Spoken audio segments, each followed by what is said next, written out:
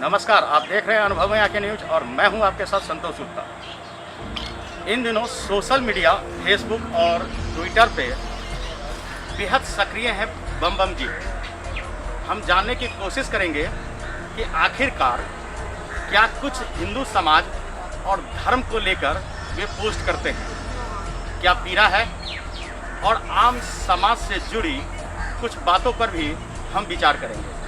जानने की ये भी कोशिश करेंगे कि हिंदू संत आसाराम बापू जी के ऊपर लगाए गए आरोप में इनकी नज़र में क्या सच्चाई है और किस तरह एक पत्रकार दीपक चौरसिया, जिनका नाम बार बार आ रहा है, ये कहाँ तक और किस तरह दोषी है।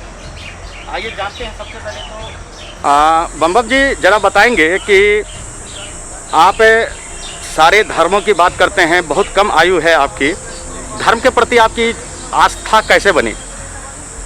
बचपन से रहा है। घर में सब लोग पूजा पाठ करने वाले हैं। हमारे जो दादाजी हैं वो जनकपुर में एक मधुकर कुंड है, वहाँ पे महंत रहे हैं। और बाद में जाके मैं जब बड़ा हुआ, 12वीं में पढ़ रहा था, तो मैंने संत आसाराम जी बापू से मंत्र दीक्षा लिया। उसके बाद मेरा जो है धर्म में रुचि बढ़ती गई। और जब खासकर उन पे षड्यंत्र हुआ, क्योंकि वो शुरू से मैंने उनके कार्य देखा है कि वो धर्मांतरणकारी के विरुद्ध बोलते थे। वर्ष 2006 में गोधरा है गुजरात में, डांग जिला एक जिला है, वहाँ पे 1 लाख हिंदू, जिसको ईसाई मिशनरी ने अपने पैसे के दम पे ईसाई बना दिया था, इन्होंने उसे एक मंत्र उच्चारण करा के पुनः हिंदू बना दिया। जिसके बाद से ये ईसाई धर्मांतरणकारियों के शक्ति के सामने नंबर 1 टारगेट बन के आ गए। जी चलिए, आप मुझे ये बताइए कि आपके नज़रिया से बापूजी पर जो लगाए गए आरोप थे वो निराधार थे? बिल्कुल निराधार है। ना मेडिकल रिपोर्ट है लड़की के बाद उसमें, ना उसकी जो नाबालिग पॉक्सो एक्ट लगा है उनके ऊपर, ना नाबालिग होने का उसके पास प्रमाण है। आप निरंतर एक बयान को आधार बना के उनको जेल में डाल दिया गया है। आप निरंतर एक वरिष्ठ पत्रकार दीपक चौरसिया के खिलाफ बोलते हैं, क्या कुछ आप इस मामले में देख रहे हैं?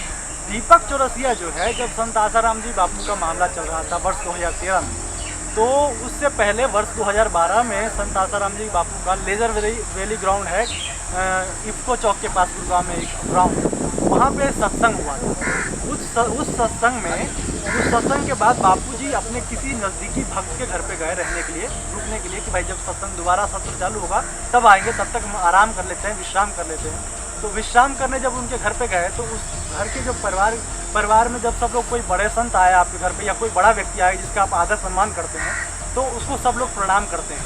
इसी नाते एक बच्ची नाबालिग थी, वो आके उनको प्रणाम करता है और वो सर पे वो आशीर्वाद के हाथ रखते हैं, जिसको दीपक चौरसिया जो है उस वीडियो को, जो उनके घर में कोई भी आता है तो यादगार पल के लिए वीडियो बनाया जाता है, वो वीडियो को लेकर पूरे समाज में ऐसे प्रसारित कर दिया कि संत आसाराम जी बापू उसके साथ छेड़खानी कर रहे हैं, रेप कर रहे हैं। और उसके जो परिवारजन के लोग थे, जो भी हैं उनके गार्जियन थे, उनको लड़की के सप्लायर बताया गया।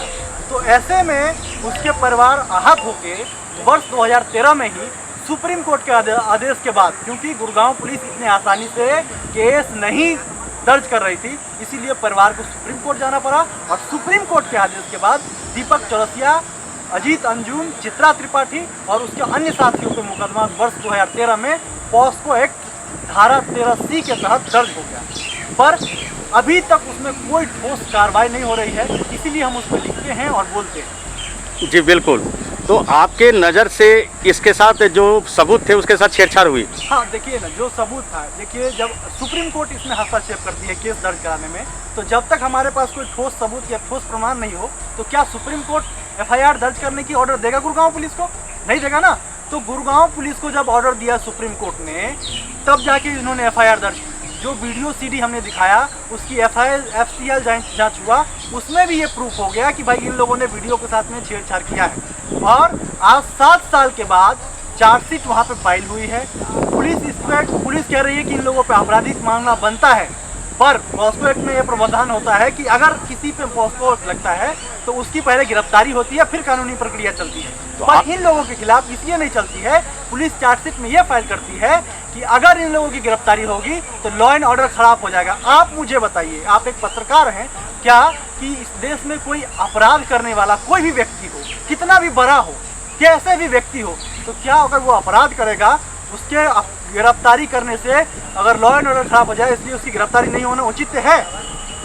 तो इसके लिए आप अदालत के दरवाजा पुनः खटखटा सकते थे। नहीं, हम अदालत की दरवाजा तो खटखटा ही रहे हैं। अदालत में तो हमारा मामला चल ही रहा है। गुड़गांव सेशन कोर्ट में मामला चल रहा है, चंडीगढ़ हाई कोर्ट में भी मामला पेंडिंग है। तो हम लोगों ने तो हर जगह है वो कोर्ट में देख रहे हैं, कोर्ट में हम हैं ही। पर जनता के अदालत में भी जाना जरूरी है कि जनता को बताने की जरूरत है कि जो पत्रकार दिन रात दूसरे को आईना दिखाते रहता है कि तुम ऐसा हो, तुम ऐसा हो, तुम ऐसा हो, उनकी पोल खुलनी चाहिए समाज के सामने कि वो वास्तव में कैसा है, दूसरों की छवि खराब करने के लिए। राम रहीम जी पे केस लगता है, पूरे दिन उनके खिलाफ इतना वो क्या कहते हैं, वो गुफा में ये करते थे, गुफा में ये करते थे, ऐसा करते थे। उस पर कोई दूसरा संत आसाराम बापू पे लगता है, उनके बारे में पूरा ये करते थे। जब अपनी बारी आई, इन लोगों पे जब लगा है और जब ये मामला साबित हो रहा है, पुलिस इनको अपराधी मान रही है, तो क्यों नहीं मीडिया चैनल उठा रही है इस बात को, क्यों नहीं बता रही लोगों को कि हम भी अपराधी हैं। जब तक इन लोगों की बात समाज के सामने नहीं पहुंचाया जाएगा, तो मैं मानता हूं कि इस देश को खतरा जितना दुश्मनों से नहीं है, उतना इस देश को खतरा हमारे देश के जो विदेशी पैसों से पलने वाले मीडिया चैनल है उससे है। आगे की क्या योजना है आपकी? योजना क्या है, हम लोग यही है कि हम जन जन तक पहुंचाएंगे इस खबर को कि भाई इन लोग जो है बच्चों को और किसी भी हद तक अपने मीडिया की टीआरपी के लिए और पैसे के लिए किसी भी हद तक गुजर सकते हैं। इनका बहिष्कार करो और ऐसे पत्रकारों को जो मुकदमा दर्ज है गुड़गांव पुलिस से, आपके माध्यम से, और मैं जनता से भी अपील करता हूँ और गुड़गांव पुलिस से अपील करता हूँ कि भाई ये आप लोग किसी भी कीमत पे ऐसे सातिर अपराधी ब्लैकमेलर पत्रकार को गिरफ्तार कीजिए और इसको कड़ी से कड़ी सजा दीजिए।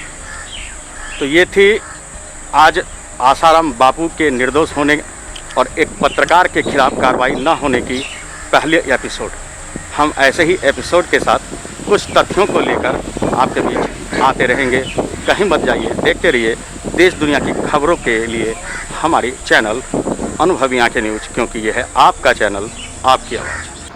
हमारे चैनल को सब्सक्राइब एवं लाइक करना ना भूलें।